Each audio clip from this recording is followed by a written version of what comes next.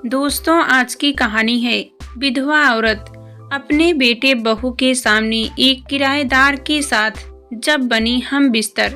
कहानी पसंद आए तो वीडियो को लाइक और सब्सक्राइब जरूर करना। यह मैं क्या सुन रही हूँ सुगंधा? मीना ने जब यह बात कही तब सुगंधा बोली, क्या सुन रही हो मीना? तुम्हारा पवन के साथ संबंध है? हाँ है, यह जानते हुए भी कि तुम विधवा हो और एक विधवा किसी से संबंध नहीं रख सकती, मीना ने समझाते हुए कहा।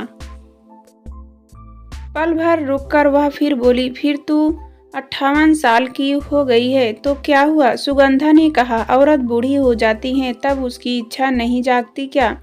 तू भी तो 55-56 साल के आसपास है, तेरी भी इच्छा जब होती होगी तो क्या भाई साहब के साथ हम बिस्तर नहीं होती होंगी?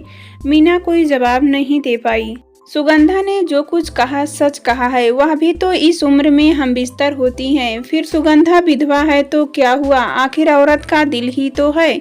उसने कोई जवाब नहीं दिया। तब सुगंधा बोली, जवाब नहीं दिया तूने जो कहा सच कहा है। मीना अपनी रजामंदी देते हुए बोली, औरत अगर विधवा है तो उसके साथ यह सामाजिक बंधन क्यों? उल्टा सुगंधा ने सवाल पूछते हुए कहा। तब मीना पल भर के लिए कोई जवाब नहीं दे पाई। सुगंधा बोली, अगर किसी की पत्नी गुजर जाती है तो वह इधर उधर मुंह मारता फिरे तब यह समाज उसे कुछ ना कहे क्योंकि वह मर्द है, मगर औरत किसी के साथ संबंध बनाए तब वह गुनाह हो जाता है। तो फिर तू पवन के साथ शादी क्यों नहीं कर लेती? मीना ने सवाल किया। आजकल लव इन रिलेशनशिप का जमाना है। सुगंधा बोली, क्या दोस्त बनकर नहीं रह सकते हैं? ठीक है, तेरी मर्जी, जो आए वह कर। मैंने जो सुना था कह दिया। नाराज होकर मीना बोली, मगर तू 3 बच्चों की माँ है, वे सुनेंगे तब उन पर क्या गुजरेगी? यह सोचा है? हाँ, सब सोच लिया है। क्या बच्चे नहीं जानते हैं कि माँ के दिल में भी एक दिल छिपा हुआ है?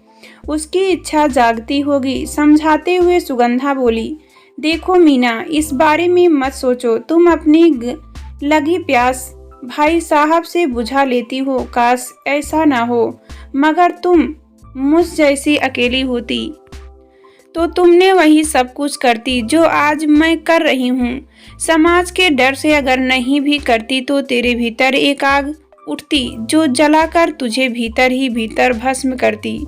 ठीक है बाबा, अब इस बारे में तुमसे कुछ नहीं पूछूंगी। तेरी मर्जी, जो आए वह कर, कहकर मीना चली गई। मीना ने जो कुछ सुगंधा के बारे में कहा है सच है। सुगंधा पवन के साथ संबंध बना लेती है।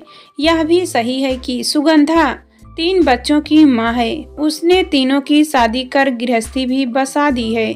सबसे बड़ी बेटी शीला है, जिसकी शादी कोटा में हुई है। सुगंधा के दोनों बेटे सरकारी नौकरी में हैं। एक सागर में इंजीनियर है तो दूसरा कटनी में तहसीलदार। सुगंधा खुद अपने पुश्तौनी शहर जावरा में अकेली रहती है।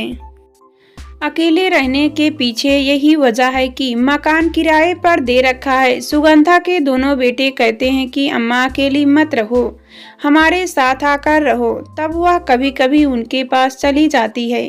महीने 2 महीने तक जिस बेटे के पास रहना होता है रह लेती है, मगर रहते रहते यह एहसास हो जाता है कि उनके रहने से वहाँ उनकी आज़ादी में बाधा आ जा रही है।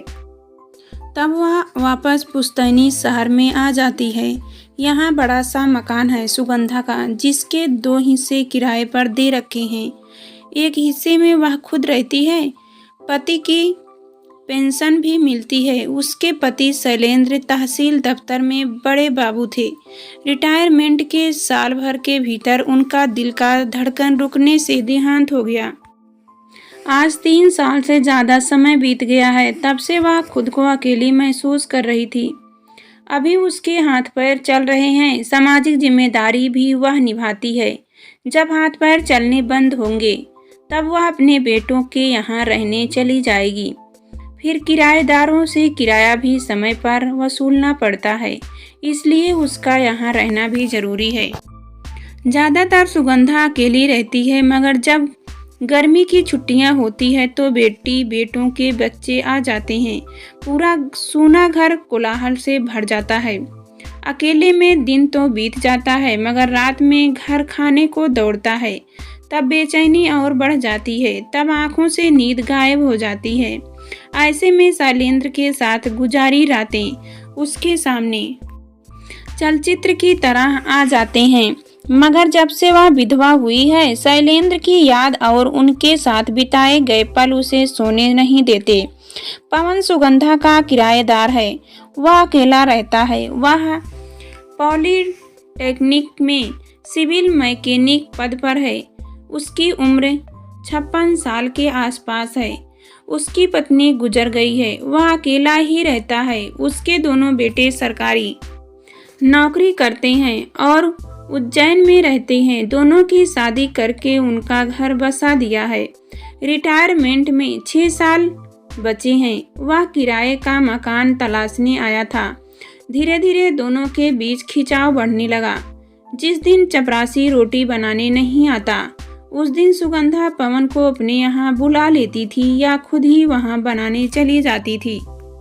पवन ऊपर रहता था। सीढ़ियाँ सुगंधा के कमरे के गलियारे से ही जाती थी। आने जाने के बीच कई बार उनकी नज़रें मिलती थी।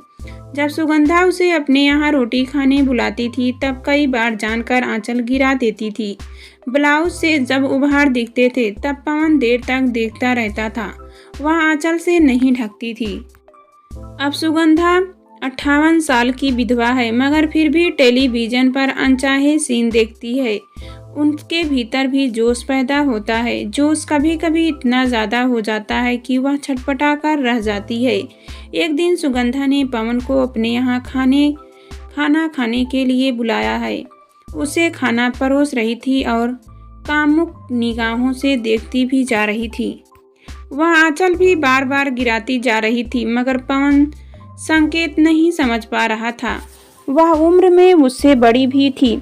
उसकी आंखों पर लाज का पर्दा पड़ा हुआ था। सुगंधा ने पहल करते हुए पूछ लिया, पवन अकेले रहते हो? बीबी है नहीं? फिर भी रात कैसे गुजारते हो? पवन कोई जवाब नहीं दे पाया। एक विधवा बूढ़ी औरत ने उससे यह सवाल पूछकर उसके भीतर हलचल मचा दी। जब वह बहुत देर तक इसका जवाब नहीं दे पाया तब सुगंधा फिर बोली, आपने जवाब नहीं दिया। तकिया लेकर तड़पता रहता हूँ। पवन ने मजाक में अंदाज में कहा। बीबी की कमी पूरी हो सकती है। जब सुगंधा ने यह बात कही तब पवन हैरान रह गया। आप क्या कहना चाहती हो? मैं हूं ना आपके लिए। इतना कहकर सुगंधा ने कामुक निगाहों से पवन की तरफ देखा। आप उम्र में मुझसे बड़ी हैं। बड़ी हुई तो क्या हुआ, एक औरत का दिल भी है मेरे पास, ठीक है? आप खुद कह रही हैं तो मुझे कोई इतराज नहीं। इसके बाद तो वे एक दूसरे के बेडरूम में जाने लगे। जल्द ही उनके संबंधों को लेकर शक होने लगा। मगर आज मीना ने उनके संबंधों को लेकर जो बात कही उसे साफ साफ कहकर सुगंधा ने अपने मन की सारी हालत बता दी। मगर एक विधवा होकर वह जो काम कर रही है क्या उसे शोभा देता है?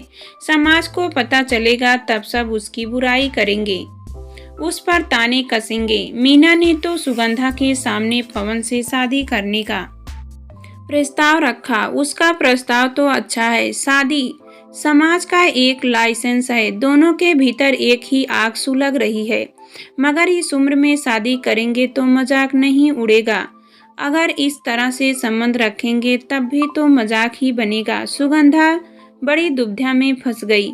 उसने आगे बढ़कर संबंध बनाए थे। इससे अच्छा है कि शादी कर लो। थोड़े दिन लोग बोलेंगे फिर चुप हो जाएंगे। उसने ऐसे कई लोग देखे हैं जो इस उम्र में जाकर शादी भी करते हैं। क्यों ना पवन से बात करके शादी कर लें। अरे सुगंधा, आप कहाँ खो गई? पवन ने जाकर जब यह बात कही तब सुगंधा पुरानी यादों से आज में लौटी। लगता है बहुत गहरे विचारों में खो गई थी। हाँ पवन, मैं यादों में खो गई थी। लगता है पुरानी यादों से तुम परेशानी महसूस कर रही हो। हाँ, सही कहा आपने। देखो सुगंधा, यादों को भूल जाओ वरना ये जीने नहीं देंगे। कैसे भूल जाऊं पवन, आपसे आगे रहकर जो संबंध बनाए मैंने अच्छा नहीं किया। अपनी उदासी छिपाते हुए सुगंधा बोली। फिर पल भर रुककर वह बोली, लोग हम पर उंगली उठाएंगे, उसके पहले हमें फैसला कर लेना चाहिए। फैसला? कौन सा फैसला? सुगंधा। पवन ने हैरान होकर पूछा, हमारे बीच जो संबंध है उसे तोड़ दें या परमानेंट बना लें? मैं आपका मतलब नहीं समझा। मतलब यह कि या तो आप मकान खाली करके कहीं चले जाएं या फिर हम शादी कर लें। सुगंधा ने जब यह प्रस्ताव रखा तब पवन भीतर ही भीतर खुश हो गया। मगर यह संबंध कैसे होगा? वह बोला, हम शादी कर लें। यह बात तो ठीक है सुगंधा, मगर आपकी और हमारी औलादें सब घर गृहस्थी वाली हो गई हैं। ऐसे में शादी का फैसला नहीं हो सकता है। यही कहना चाहते हो ना? पवन को रुकते देख सुगंधा बोली, मगर यह क्यों नहीं सोचते कि हमारी औलादें अपने अपने घर में बिजी हैं। मगर हम शादी कर लेंगे तब वो हमारी चिंता से मुक्त हो जाएंगे। जवानी तो मौज मस्ती और बच्चे पैदा करने की होती है, मगर जब पति पत्नी बूढ़े हो जाते हैं तब उन्हें एक दूसरे की ज़्यादा ज़रूरत होती है। आज हमें एक दूसरे की ज़रूरत है। आप इस बात को क्यों नहीं समझते हो? आपने ठीक सोचा है सुगंधा। मेरी पत्नी गुजर जाने के बाद मुझे अकेलापन खूब खलने लगा, मगर जब से आप मेरी ज़िंदगी में आई हैं मेरा वह अकेलापन दूर हो गया है। सच कहते हो, मुझे भी अपने पति की रात को अकेले में खूब याद आती है। सुगंधा ने भी अपना दर्द उगला। मतलब यह है कि हम दोनों एक ही आग में सुलग रहे हैं। अब हमें शादी किस तरह करनी चाहिए, इस पर सोचना चाहिए। आप शादी के लिए राजी हो गए। बहुत सालों के बाद सुगंधा के चेहरे पर खुशी झलकी थी। वह आगे बोली, शादी किस तरह करनी है यह सब मैंने सोच लिया है। क्या सोचा है सुगंधा? अदालत में गुपचुप तरीके से खास दोस्तों की मौजूदगी में शादी करेंगे। ठीक है, मगर इसकी हवा किसी को भी नहीं लगनी चाहिए, यहाँ तक कि अपने बच्चों को भी नहीं। मगर बच्चों को तो बताना ही पड़ेगा। पवन ने कहा, जब हमारे हाथ पैर नहीं चलेंगे तब वो ही संभालेंगे। शादी के बाद एक पार्टी देंगे जिसका इंतजाम हमारे बच्चे करेंगे। जब सुगंधा ने यह बात कही तब पवन भी सहमत हो गया। इसके ठीक 1 महीने बाद कुछ खास दोस्तों के बीच अदालत में शादी करके वे जीवन साथी बन गए। सारा मोहल्ला हैरान था। उन्होंने अपनी शादी की जरा भी हवा न लगने दी थी। 2 बूढ़ों की अनोखी शादी पर लोगों ने उनकी खिल्ली उड़ाई, मगर उन्होंने इसकी जरा भी परवाह नहीं की, कोई खुश हो या न हो। मगर उनकी औलादें इस शादी से खुश थी, क्योंकि उन्हें माता पिता की नई जोड़ी जो मिल गई थी।